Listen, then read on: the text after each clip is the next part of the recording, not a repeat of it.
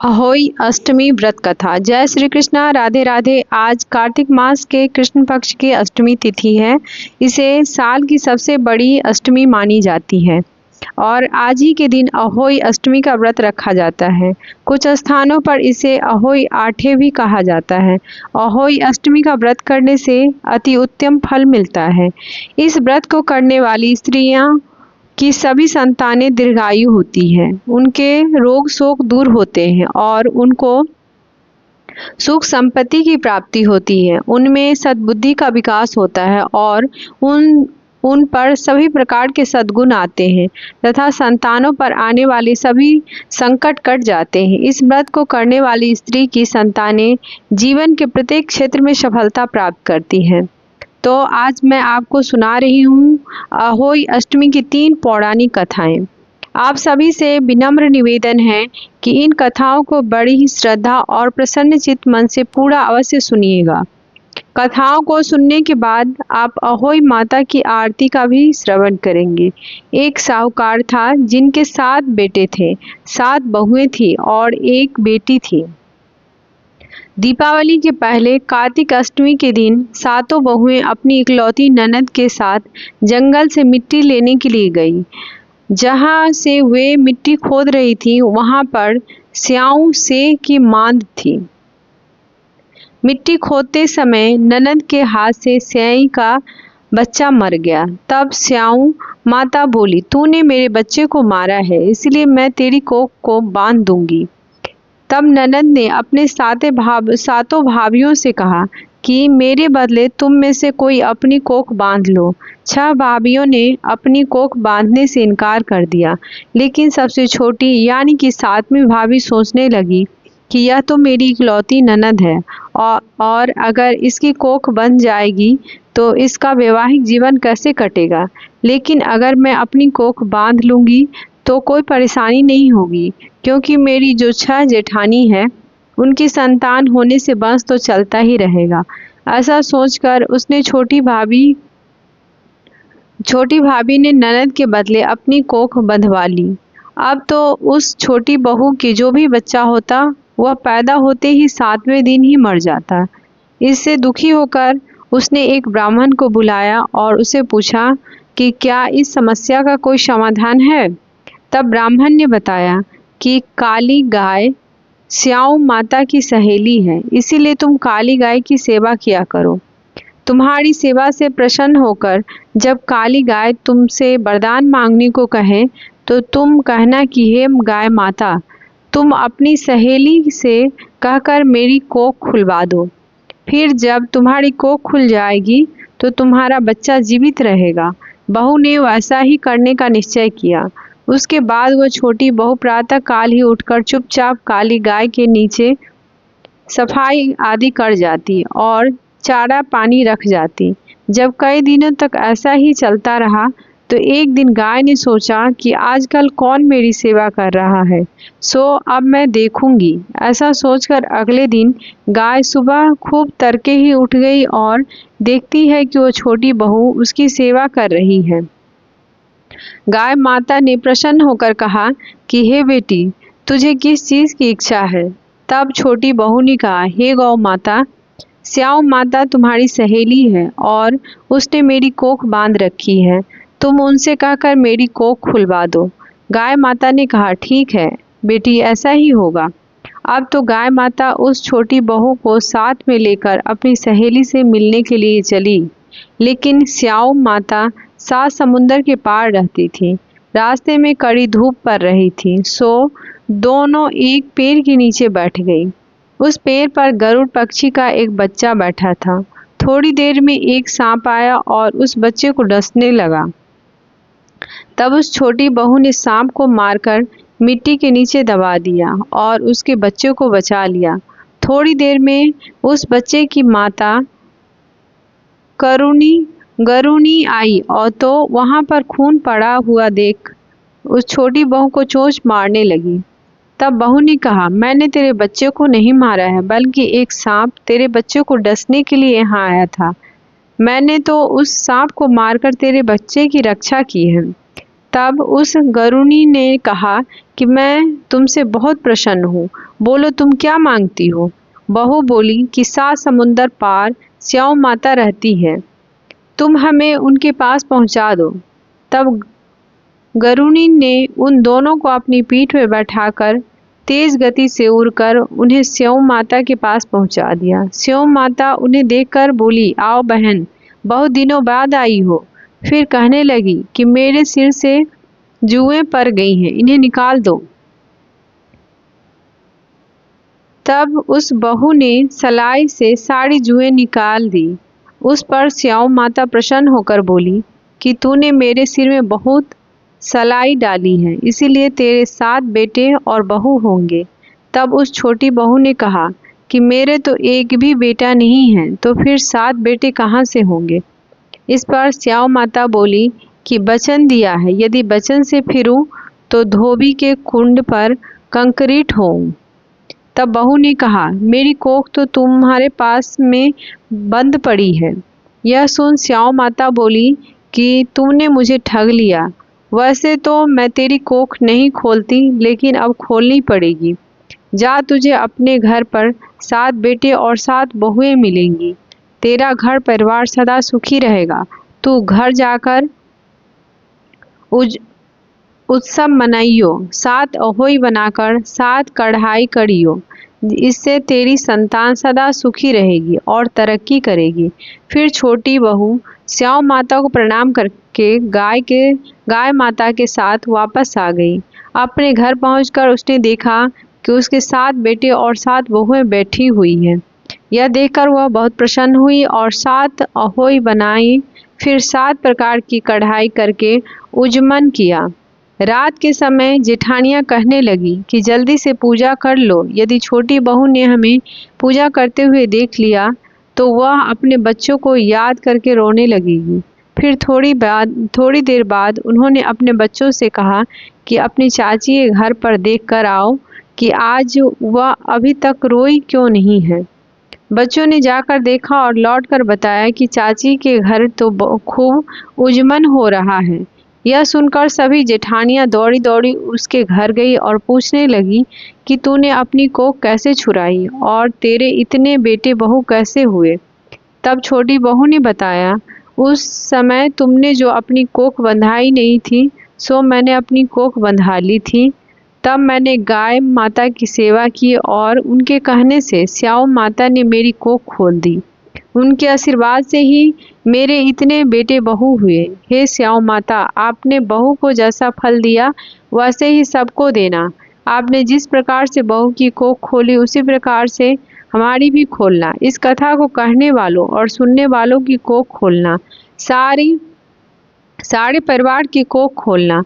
हम सब की संतानों को सद्बुद्धि देना, हमारी संतान को सभी प्रकार की विद्या और धन प्रदान करना, हमारी संतान को सुख समृद्धि प्रदान करना। बोलिए स्याऊ माता की जय, माता और उनके भक्तों की जय। अब आइए श्रवण करते हैं अहोई अष्टमी की दूसरी कथा, जिसे सुनने मात्र से संतान को लंबी आयु प्राप्त होती है। बहुत समय पहले एक नगर में चंद्रभान नामक साहूकार रहता था। उसकी पत्नी चंद्रिका बहुत सुंदर, सर्वगुण संपन्न, सती, साध्वी, चरित्रवान तथा बुद्धिमान थी। उसके कई पुत्र पुत्रियां हुए, परंतु वे सभी बाल्यावस्था में ही परलोक सिधार चुके थे। दोनों पति पत्नी संतान जीवित न रहने से व्यथित रहते थे। वे दोनों प्रतिदिन मन में सोचते कि हमारे मर जाने के बाद इस धन संपदा को कौन संभालेगा। एक बार उन दोनों ने निश्चय किया कि वनवास लेकर शेष जीवन प्रभु भक्ति में व्यतीत करें। इस प्रकार वे दोनों अपना घर बार त्याग कर वन की ओर चल दिए। रास्ते में जब थक जाते तो रुककर थोड़ा विश्राम कर लेते और फिर चल पड़ते। इस प्रकार धीरे धीरे वे बद्रिका आश्रम के निकट शीतल कुंड में जा पहुँचे। वहां पहुंचकर दोनों ने निराहार रहकर प्राण त्यागने का निश्चय कर लिया। इस प्रकार निराहार और निर्जल रहते हुए उन्हें 7 दिन हो गए तो आकाशवाणी हुई कि तुम दोनों प्राणी अपने प्राण मत त्यागो। यह सब दुख तुम्हारे पूर्व पापों के कारण भोगना पड़ा है। यदि तुम्हारी पत्नी कार्तिक मास के कृष्ण पक्ष में आने वाली अहोई अष्टमी को अहोई माता का व्रत और पूजन करे तो अहोई देवी प्रसन्न होकर साक्षात दर्शन देगी। तुम उनसे दीर्घायु पुत्रों का वरदान मांग लेना। व्रत के दिन तुम राधा कुंड में स्नान करना। तत्पश्चात चंद्रिका ने आकाशवाणी में बताए अनुसार विधि विधान से अहोई अष्टमी को अहोई माता का व्रत और पूजन अर्चन किया। तत्पश्चात राधा कुंड में स्नान किया। जब वे स्नान इत्यादि के बाद घर पहुँचे तो उस दंपति को अहोई माता ने साक्षात दर्शन देकर वर मांगने को कहा। साहूकार दंपति ने हाथ जोड़कर कहा, हे माता, हमारे बच्चे कम आयु में ही परलोक सिधार जाते हैं। आप हमें बच्चे की दीर्घायु का वरदान देने की कृपा करें। तथास्तु कहकर अहोई माता अंतर्ध्यान हो गई। कुछ समय बाद साहूकार दंपति को दीर्घायु पुत्रों की प्राप्ति हुई और वे सुखपूर्वक अपना गृहस्थ जीवन व्यतीत करने लगे। बोलो अहोई माता की जय। अब आइए श्रवण करते हैं अहोई अष्टमी की तीसरी कथा। किसी नगर में एक सेठ सेठानी रहते थे। उनके 7 पुत्र थे। एक दिन साहूकार की पत्नी खदान में से खोदकर मिट्टी लाने के लिए गई। जैसे ही उसने मिट्टी खोदने के लिए कुदाल चलाई, वैसे ही उसमें रह रहे स्याओं के बच्चे प्रहार से आहत होकर मृत्यु हो गई। जब साहूकार की पत्नी ने स्याओं को रक्त रंजित देखा तो उसे बच्चे के मर जाने का अत्यधिक दुख हुआ, परंतु जो कुछ होना था वो हो चुका था। यह भूल उनसे अनजाने में हो गई थी। अतः दुखी मन से वो घर लौट आई। तत्पश्चात पश्चाताप के कारण वह मिट्टी भी नहीं लाई। इसके बाद स्याहू जब घर में आई तो उसने अपने बच्चों को मृत अवस्था में पाया। वह दुख से कातर हो अत्यंत विलाप करने लगी। उसने ईश्वर से प्रार्थना की, जिसने मेरे बच्चे को मारा उसे भी पुत्र शोक का दुख भोगना पड़ेगा। इधर स्याओं के श्राप से 1 वर्ष के अंदर ही सेठानी के 7 पुत्र मृत्यु को प्राप्त हो गए। इस प्रकार के दुखद घटना देखकर सेठ सेठानी अत्यंत शोकाकुल हो उठे। उस दंपति ने किसी तीर्थ स्थान पर जाकर अपने प्राणों को विसर्जन कर देने का मन में संकल्प कर लिया। मन में ऐसा निश्चय कर सेठ सेठानी घर से पैदल ही तीर्थ की ओर चल पड़े। उन दोनों के शरीर में जब तक जान थी तब तक वे आगे बढ़ते रहे। जब वे चलने में बिल्कुल असमर्थ हो गए तो रास्ते में मूर्छित होकर भूमि पर गिर पड़े।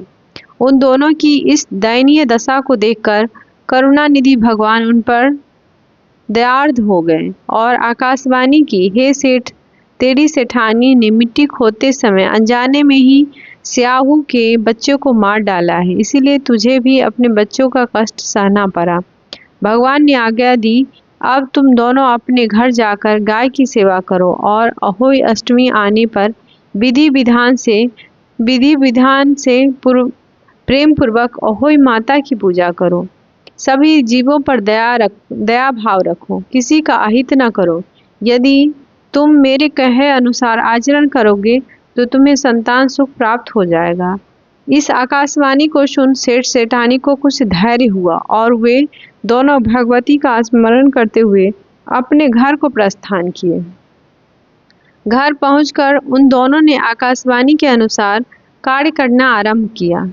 इसके साथ ईर्षा द्वेष की भावना से रहित होकर सभी प्राणियों पर करुणा का भाव रखना आरंभ कर दिया। भगवत कृपा से सेठ सेठानी पुनः पुत्रवान होकर सभी सुखों को भोग करने लगे और अंतकाल में स्वर्गगामी हुए। बोलिए अहोई माता की जय। आइए अब अहोई अष्टमी की पूजन विधि को जान लेते हैं। इस दिन स्त्री पूरे दिन भर व्रत रखती, फिर सायंकाल को घर के आंगन की दीवार पर या अपने घर के पूजा घर के निकट की दीवार पर अष्ट कोष्ठक की अहोई की पुतली बनाएं या अहोई माता का चित्र भी रख सकती हैं और उसमें इच्छा अनुसार रंग भरें। फिर उसके पास में सेई और सेई के बच्चे का चित्र बनाएं। फिर सूर्यास्त के बाद आसमान में तारे दिखने पर वहाँ की धरती को साफ पानी से धो ले। फिर वहाँ पर आटे से चौक पूरी कर ले और उस पर लकड़ी का एक पटरा रख दे। फिर एक लोटे पर रोली से स्वास्तिक बना ले और उसमें पानी भरकर उसे पटरे पर रख दे और उस पर एक ढक्कन जरूर ढक दे। यह कटोरी में हलवा तथा श्रद्धा अनुसार रुपये रखें। फिर रोली, चावल, हलवा आदि से अहोई माता का पूजन करें। मौसम के अनुसार सब्जियां और फल भी रखे जा सकते हैं। इसके बाद में सभी महिलाएं अपने हाथ में गेहूं के साथ साथ 7 दाने लें। फिर कोई एक महिला व्रत की कथा पढ़े तथा अन्य महिलाएं शांतिपूर्वक सुने। फिर अंत में सभी मिलकर अहोई माता की जय बोलकर जय जयकारा लगाएं और हाथ में लिए हुए गेहूं के दानों को पक्षियों को चुगने के लिए डाल दें। इसके बाद में आसमान में तारे और चंद्र को अर्घ अवश्य दें। घर में तुलसी का पौधा लगा हुआ हो तो उसमें भी जल चढ़ा सकते हैं। फिर कटोरी में रखा हुआ हलवा और रुपया अपनी सास को या किसी सुहागिन स्त्री को दे। इसे वायना देना कहते हैं और उनके पैर छूकर उनसे आशीर्वाद लें। अहोई अष्टमी की पूजा में आपने जिस कलश में जल भर कर रखा था उसी जल से दीपावली के दिन सभी लोग को स्नान करना चाहिए। आइए अब अहोई अष्टमी के दिन सुनी जाने वाली एक और सुंदर सी कथा सुनाते हैं। पौराणिक कथाओं के अनुसार राधा माता गोलोक में श्री कृष्ण के साथ निवास करती थी। एक बार देवी राधा गोलोक से कहीं बाहर गई। जब वापस आई तो देखा कि कृष्ण भगवान गोलोक में नहीं हैं। उस समय भगवान श्री कृष्ण अपनी एक सखी विराजा के साथ गोलोक में घूम रहे थे। यह बात जब राधा जी को मालूम हुई तो उन्हें गुस्सा आया और वे सीधा उनके पास पहुंच गई। वहां पहुंचकर उन्होंने भगवान श्री कृष्ण को काफी भला बुरा कहा। राधा जी का यह व्यवहार भगवान श्री कृष्ण के श्रीदामा को बुरा लगा और उन्होंने राधा जी को पृथ्वी पर जन्म लेने का श्राप दे दिया। राधा रानी को इतने गुस्से में देखकर भगवान कृष्ण की सखी विराजा भी वहां से चली गई। इस श्राप के बाद राधा ने बदले में श्रीदामा को श्राप देते हुए राक्षस कुल में जन्म लेने का श्राप दिया। राधा रानी के द्वारा दिए गए श्राप के कारण ही श्रीदामा का जन्म शंखचूड़ दानव के रूप में हुआ था। दानव कुल में जन्म लेने के बाद भी भगवान विष्णु का अनन्य भक्त बना। वहीं दूसरी ओर राधा रानी ने भी पृथ्वी पर वृषभानु के घर पुत्री के रूप में जन्म लिया। लेकिन राधा रानी वृषभानु जी की पत्नी देवी कृति के गर्भ से नहीं जन्मी थी। दरअसल जिस समय श्रीदामा और राधा रानी ने एक दूसरे को श्राप दिया तब भगवान श्री कृष्ण ने राधा रानी से कहा कि आपको पृथ्वी पर देवी कृति और वृषभानु जी की पुत्री के रूप में रहना है। इसके आगे भगवान श्री कृष्ण ने राधा रानी से कहा कि जब आप विवाह के योग्य हो जाएंगी तो आपका विवाह मनुष्य के अवतार में रायन नामक एक वेश्या से होगा। हालांकि वह भी मेरे अंश अवतारों में से ही एक होगा।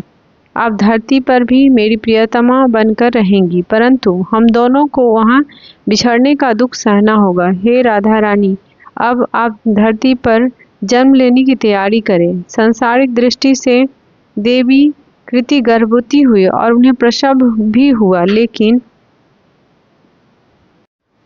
लेकिन देवी कृति के गर्भ से योग माया की प्रेरणा से वायु का प्रवेश हुआ और उन्हें वायु को ही जन्म दिया। जब वह प्रसव पीड़ा से गुजर रही थी उसी समय महादेवी राधा रानी एक प्यारी सी कन्या के रूप में प्रकट हो गई। जिस दिन राधा रानी प्रकट हुई वह भाद्रपद शुक्ल पक्ष की अष्टमी का दिन था। इसीलिए भाद्रपद शुक्ल पक्ष अष्टमी को राधा रानी अष्टमी के रूप में जाना जाता है। इस दिन भगवान श्री कृष्ण और राधा रानी की पूजा की जाती है। इस व्रत को करने से हमें सभी सांसारिक सुख आनंद प्राप्त होते हैं। मान्यता के अनुसार इस व्रत को करने से धन की कमी नहीं होती और घर में बरकत बनी रहती है। जय अहोई माता की।